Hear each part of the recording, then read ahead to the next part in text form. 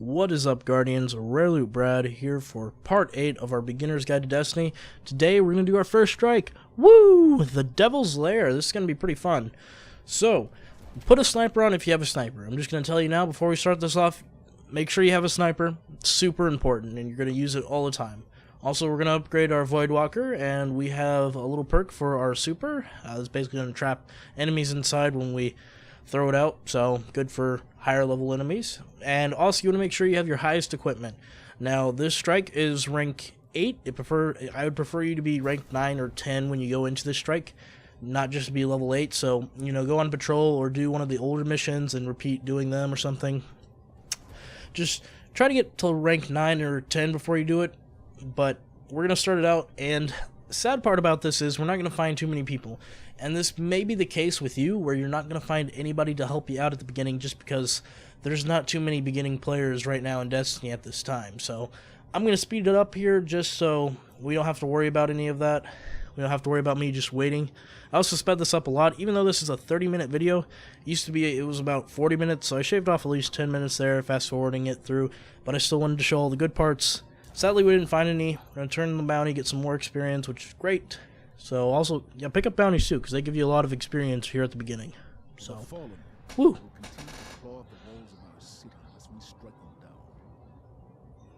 Beneath the ruins of the Cosmodrome, in the shadow of an old colony ship, we've located the House of Devil's Lair, and the High Servitor feeding them their strength. We must destroy this machine god, and send their souls screaming back to hell.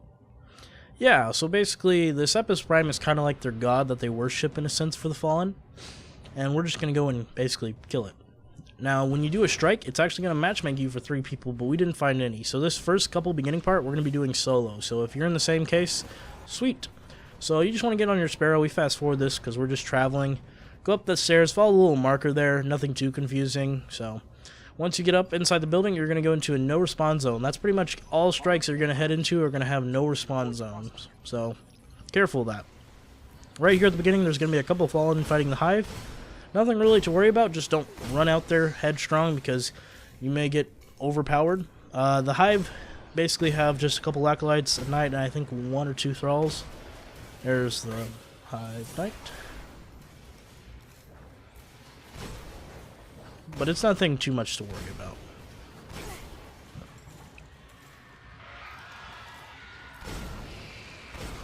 Sadly, this hand cannon only has 5 rounds. Right there, what the Hive Knight's doing is he's putting up basically a shield. It actually will regenerate his health a little bit. They're more annoying later on when you fight like Yellow Bard Knights. And Yellow Bard basically means they're like a major and they have even more health. So once we do that, we're going to run over here. And this is pretty much, I would say, 50% of the reason why we brought a sniper rifle is because of these little snipers coming up when we're about to face.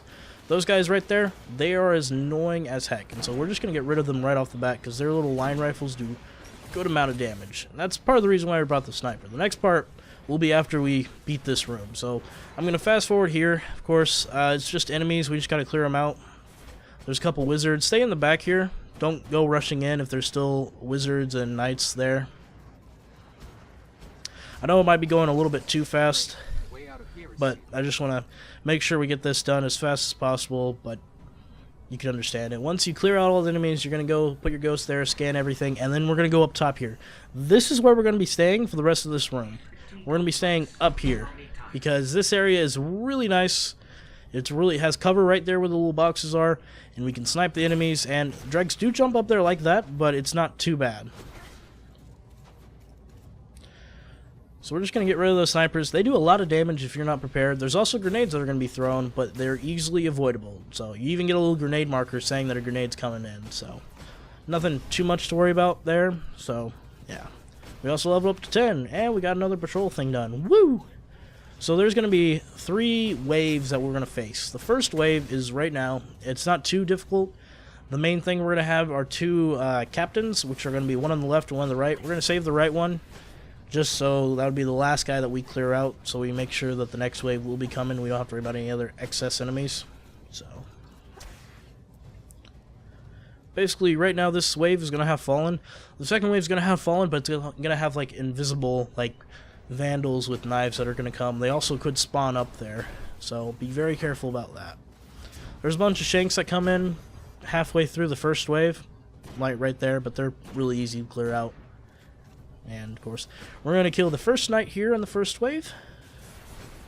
His shield is pretty hard to take down, but once you take down his shield, he's really easy to kill.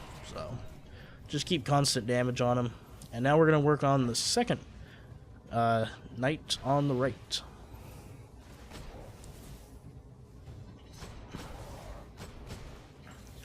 Now, like I said, when we're doing the second wave, there's going to be fallen vandals that are invisible with knives that are going to spawn up there with us. They spawn up there because where they're in the back, they can't really get to us, so they're just going to randomly spawn up there. So you definitely got to be careful and keep an eye on your radar when you see enemies like that right there. Spawn up there, and then you just want to kill them as fast as you can. Their melee doesn't really do too much damage, especially if you're higher up. Like, we're level 10 right now in a level 8 strike, so we definitely have a good advantage here.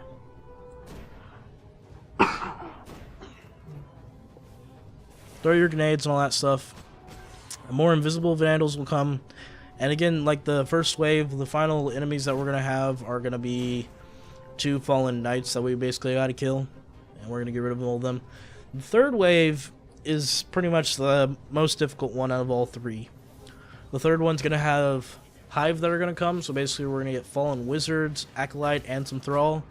There's a good amount of wizards, so careful about that. They're not too difficult to take down just because they're going to appear right above us. They're going to be floating, basically, so you don't have to worry about them finding too much cover or anything like that. But then there's going to be a captain boss, kind of, a yellow major, basically. He's going to have a lot more health, and he almost kills me in this little playthrough that I was doing. I wasn't being too careful. But if you have more than one person with you, it's going to be a whole lot easier. Just so much easier. Just because you can then divide and conquer the enemies, and if you both stay up here too, it's going to be pretty easy too, because you just keep kind of almost like snipe shooting them. Another one spawns up here, and another one. They spawn up here quite crazy. It's not too bad as long as you have it under control. If you go freak out and they're all chasing you at the end, you could be in some trouble. So here we're going to clear out him, and this is going to finish the second wave, and then we'll start the third wave.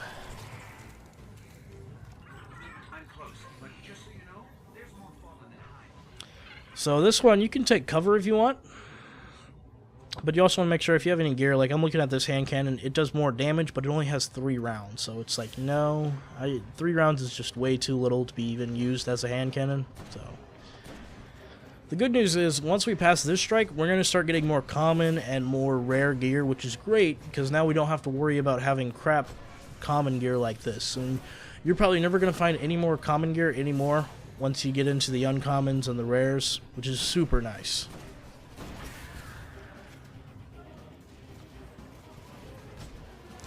And the third wave, I will say, is the longest wave out of all of these. Yeah, there's a lot of enemies that are going to be shooting at you, running over here. It's going to be kind of crazy.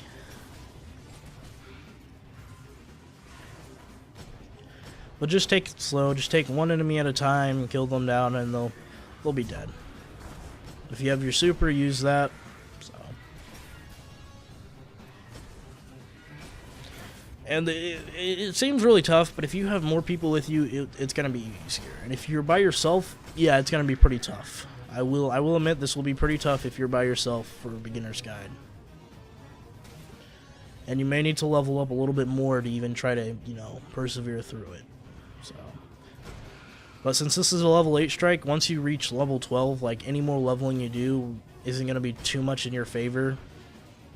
Being 4 levels ahead of whatever the level standard is, like this one's level 8, isn't going to give you any more of an advantage. So if we were level 12, we would be at the max advantage right here of this strike, so yeah. A couple more shanks, and then eventually we're going to lead into the boss captain, which you'll find out. He is aggressive too. He jumps up here with us, and he'll try to attack us, so he's very dangerous. You got to be very careful with this boss. So it's very important to take out all the other enemies around there, but even we don't tend to do that just because he's going to be coming kind of midway with a wave of enemies of his own, which is kind of stupid. I almost die here because I'm being really stupid. There's basically the vandals with their swords, and they just keep knifing me, and I was being stupid. And then they spawn up here too, which Kinda almost drove me crazy, but they're dead. You don't have to worry about it. Woo.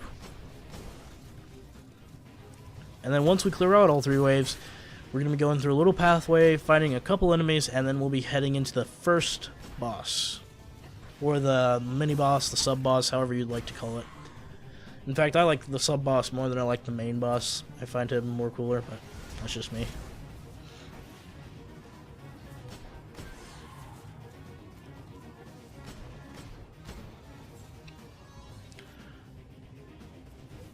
Best choice for weapon primary would probably be a scout rifle instead of this hand cannon, just because scout rifle is going to have more range on it and do more damage, and you're going to have more ammo count. But a hand cannon does do a lot of damage if you get that headshot, which is very handy for one-shotting any of the dregs or anything that's really weak. So there's the boss right there. There's the big guy. He's the big Hulk. He's super strong, super aggressive. You're going to watch, he's just going to jump right up here with us with a dreg. And he has a shotgun kind of in a sense too, his little shrapnel launcher.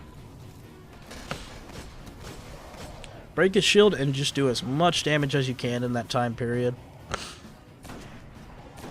You definitely don't want him to regenerate his shield just because the shield is already hard enough to break on its own and you won't be doing any more damage just shooting at the shield. And right here, I'm kind of in a little bit of a panic where I have to keep jumping back down. There's enemies shooting at me down there, and I have to jump back up.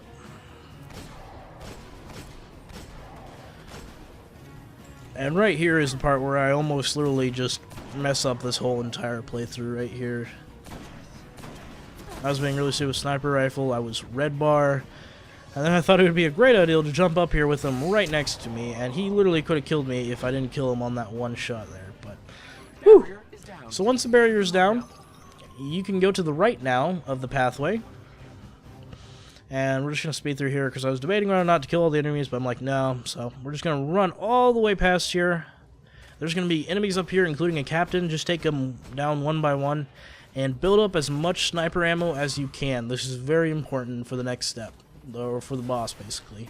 Because we're going to be facing a fallen walker. Woo! So just kill the captain, just Nova Bomb, get him out of the way. And then we will be heading out into the open. And so here's where we're going to be facing the giant, huge fallen robot. Best tip for this guy, keep your distance. If you're melee range close to him, he's going to do like a little melee smash that's almost going to like one-hit KO you. So up here on this little pipe thing is perfect because he won't actually aim at you unless you're closer and shoot. His guns can reach you, but he's just not going to aim because you're too far. And the weak spot of this guy is his 6 legs. Those little legs with the light on it, those are what you want to shoot. Eventually they're going to break, and then he's going to like go down kind of like he's powering down or trying to reset his system. His little head's going to pop open with like a little orange bar, and you're going to shoot that, and it's going to do like double damage. And then once you do that, you're going to repeat the process with another leg. You can't shoot the same leg without any armor on it, even though it's kind of weird that that leg does less damage than one with armor on it. Kind of weird, but whatever. And this is kind of where a scout rifle gets in handy. I chose this one. And yeah, I know it's kind of boring me just shooting it like this, but I just kind of want to show right here the beginning part of it. Once you get up top here, it will be in range and he will start shooting at you. He has shanks that will drop out in the back, so be careful about that. As well as like little balls, little blue energy balls that are going to bounce off and explode. They also can seem to like track you in a sense too, so be careful about that if you're too close. His 2 big guns are one little blue arc plasma gun that shoots right there, and the other one right there he's about to fire is his little big red main cannon. It's going to fire like a little laser beam right out to point out the direction where it's firing. As soon as you see that thing and you're in proximity, get out of there, because it can one-shot you very easily and it has a pretty good wide range. This little spot over on the right's really good to take care of the boss's legs on the left side, just because you'll be hidden and you can get his legs without him shooting you, so pretty nice there. Also going to shoot these enemies right over here. And another thing that's going to happen too that you might not notice is I'm going to get ammo regenerated back to my thing. This is basically where you killed enemies and there's ammo on the ground, but you didn't pick it up. And after a certain amount of time, the ammo is just going to go straight to you, which is super nice. It usually happens when you're low on ammo and all that, so it's not like it just regenerates ammo right off the spot. It's usually for the enemies that you killed and you didn't pick up the ammo by them. It's not something you can activate or anything like that, but so you saw it just proc right there, and now we're going to be shooting his leg. Speed it up a little bit because this one took a while, even though it looks like I'm shaking the screen back and forth right now as I'm aiming, and it takes a couple of rounds. It's kind of crazy. There we go. So once its legs break, then you want to just shoot its little opening right there, and eventually it's going to go back up. And I'm actually going to do quite a amount of damage, even though I don't get all the way. But there are going to be people that are going to be joining me, 2 other people. They're randoms, but they're like the same level as me, level 10, so which is super nice. If you have these people, if you have random people just join your game in your strike, which they will, if they're matchmaking for the strike and looking for people, if it finds you in the game, it's just going to matchmake you with them, which is super nice. I wish it did in the beginning because it would have made this go a lot faster. But hey, we got him now, so woo. And yeah, you basically want to just keep shooting. I'm kind of shooting underneath the broken leg. The broken leg isn't going to do any damage. Well, it is going to do damage, but just, like, basically it's going to do less than the actual legs with armor on them, which is really weird. It should be the other way around, but it isn't, so whatever. But yeah, you're just going to do damage to it. And then there's the second leg that goes down. You just do damage to that thing. The only kind of like disappointing part about this boss fight is you need to break its legs to destroy this boss. So even when he's like extremely low on health, like just even a sliver of health, you're probably going to have to need to destroy another leg for it to actually destroy itself, which is kind of a disappointment.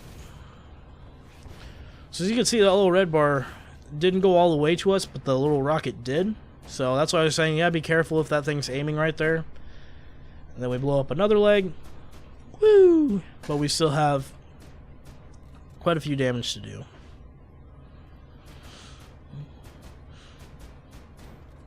And this it's definitely not a long strike, even though this one took me a long time at the beginning. It definitely will be. Don't get me wrong. It's going to take you a while, your first strike doing this, because you're going to have low level gear, and if you're not with anybody, you're by yourself, it's going to take even longer. But you just got to be patient, persevere through it, and you can make it through. It's actually kind of a fun experience to do.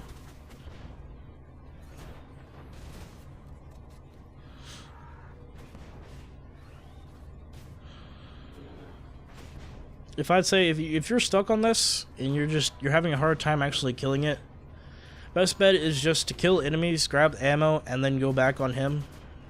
Also, his cannon can be blown off too, which we try to work on that too, and we do succeed. We do blow off his cannon. So the little blue cannon that fires those little blue shots, that can be destroyed. You just have to keep shooting out of it, and basically it will blow off, and he can no longer use that attack. It doesn't work for any other weapon that he has on himself, except for that one.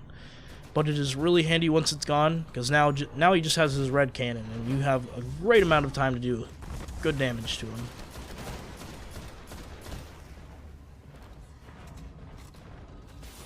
And I failed with that grenade. So now we got Last Guardian standing, meaning the second person has now joined us.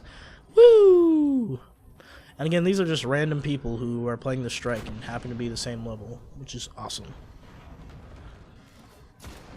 But as you can see, he's really low on health, but I just can't shoot any of the other legs because he's just focused on me and I can't get in the back there. That's kind of where this boss is sucky, is this part. That's why I have to shoot at that one leg right in the back there that I can see. Luckily with this guy, he can distract them. In fact, he distracts them so well, he just, well, dies right off the bat. But you can revive them. When you're in a no respawn zone and you have other people with you, if they die, you can revive them, but if all of you die, you have to restart. So if you're by yourself, you'd have to restart anyway, but if you were with another person, you can revive them if they're down. So, yeah, interesting news there. Now I'm kind of just killing enemies so I can get some more ammo from them, avoiding getting shot by the big robot, and I'm letting him distract the robot and do damage to it, while I try to go to the other side and get that leg. Which I was doing pretty good until the enemies on the other side in the middle kind of saw me and then started to sneak up on me, and I kind of had to stop because we were getting really close. But luckily a third person joins us, and we kill him.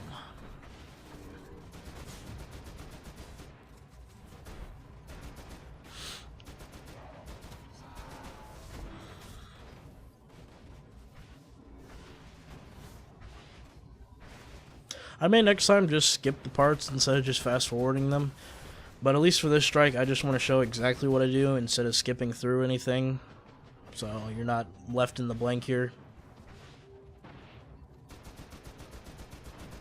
So just finishing off the damage on him. He's so close. In fact, we even head back. We have sniper rifle ammo, and so we're just going to go back, look up top, and then just finish him off in that leg.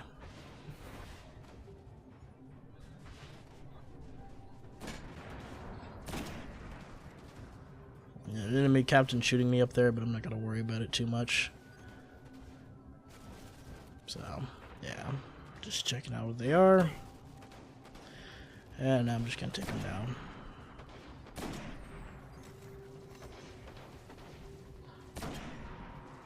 He's aiming this way, move out of the way.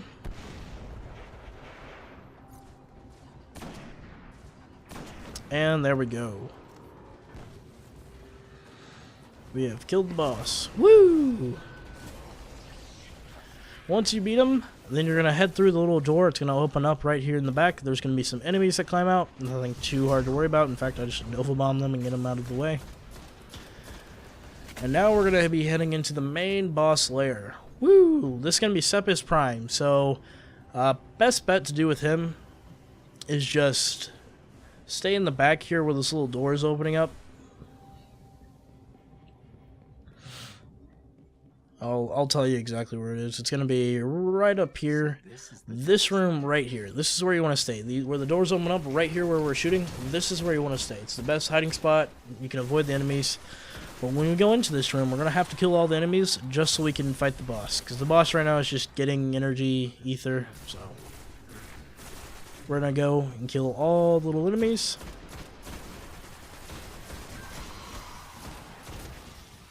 And once you kill them all, the boss will like move to look at you, and then that will signal that you've started the boss fight. Which we're just looking, waiting for that enemy to die, and there we go. He's starting to look. Once he looks, just head back here. Again, keep your sniper and scout rifle if you have it. His weak spot is going to be his little main circle in the center of his head. And if you get too close to him, he's going to like open up and like drain your energy. It's kind of interesting to see. So you're just going to shoot him right back in the center part. This spot's really nice. There's going to be some shanks that come over, and the only other enemy to worry about is going to be 2 vandals and a captain that are going to spawn on the left. They're not too difficult to worry about. They're actually kind of easy to take down, but it's kind of enjoyable. He's not really too difficult if you stay in that hidden spot right there. It's actually pretty easy. But sniper rifle's nice just because you can do critical damage to him, and you can do it. You can do basically more damage than you could with the primary.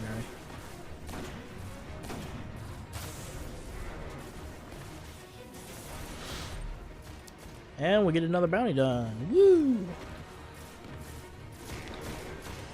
And this boss only has 2 attacks, so he's not as cool as the sub boss or the Fallen Walker. So here's the captain I was talking about. Best thing to do is just back up, take down the vandals, and then work on the captain. So the other guys are going to join in and help me take him down, which is pretty nice. Once he's dead, just keep working on the main boss. He can't regenerate health or anything like that, so just keep attacking him. He does teleport like that, and he will teleport really close in just a second. And also some skips are going to come in.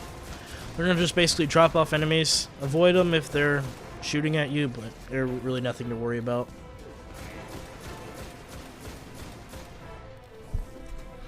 Also, I forgot to mention, we're going to pick up our final gold chest. And if this is your 5th chest, your final chest you picked up on Earth, you will get a common, or actually uncommon, sparrow, a green one. Woo! It's going to go a little bit faster than the one we got originally, so yay to that. It's going to be random too, what type you get, so yeah. Another captain spawns in here, just kill him.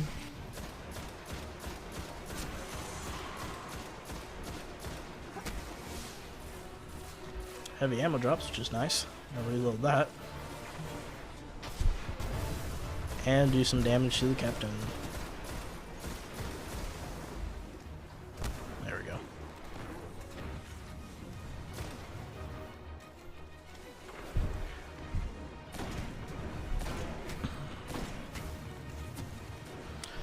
So a little bit of interesting lore is that these little Sepus Prime things are viewed as gods, and there should be one for each house, and we're basically killing the main one for the fallen people and the main one for the devils, and it's going to weaken their chain.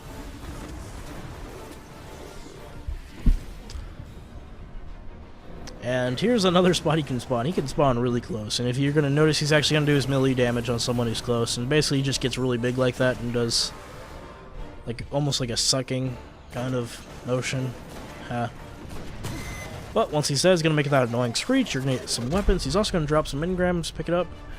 And yeah, the gold chest is going to be right underneath here. Well done. It's going to be right here. Pick it up and you get your Casts sparrow. great shadow over our city. Woo! With its destruction, the fallen devils will And we've completed nothing left but the fall. That was the final step for that quest. We will also head to the tower to get them all checked out. And yeah, that was it for the Devil's Lair strike. It's not really too difficult, but it definitely can be difficult at the beginning. If you have other people with you, it's a whole lot easier.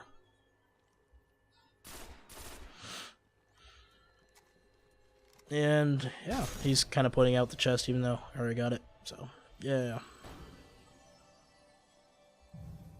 As you can see, we got a little bit more kills than the other people joining in there. But whatever.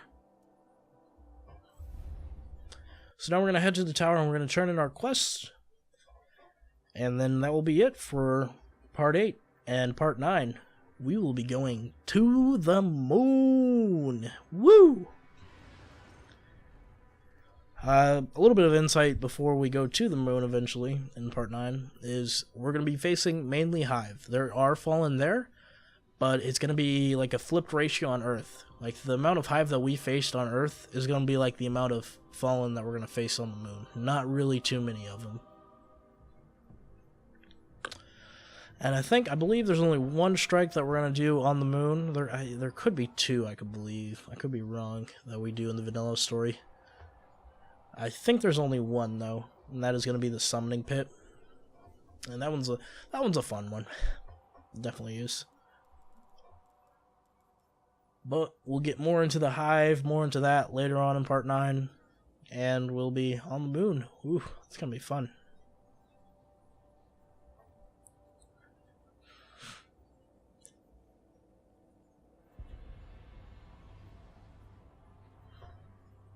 And we have two quests that we've completed. We have get to level 10, and then complete the Nothing Left But the Fall one. We also have our blue engram, which we're going to turn in, and we get a lot of more stuff too that's going to help level us up. And pretty much, I will say, once you finish that strike, we're going to be probably outside that common range anymore, so you're not going to get any more like normal of the white shade color things. You're going to get no more of those. You're just going to get greens and blues, and you may even get a purple later on too, so, which is really, really awesome. That means we're going to be doing more damage. They're going to have perks on them, which we can upgrade for gears and all that stuff, which is really awesome. And there's our sparrow. We can equip that. Woo! And we are halfway to 20, which is awesome. Once you get to 20, you can use your shader. It's super nice. Basically, we should be level 20 once we finish the vanilla mission stories, and yeah.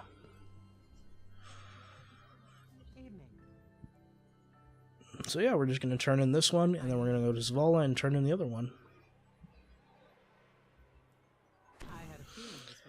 They also give us some equipment here, which is nice, so yay. Great things of you. Sorry this happened to be a 30-minute video. I tried to shorten it up as best as I could, but, you know. Yay. I'm going to choose the boots here. Blue boots, yay.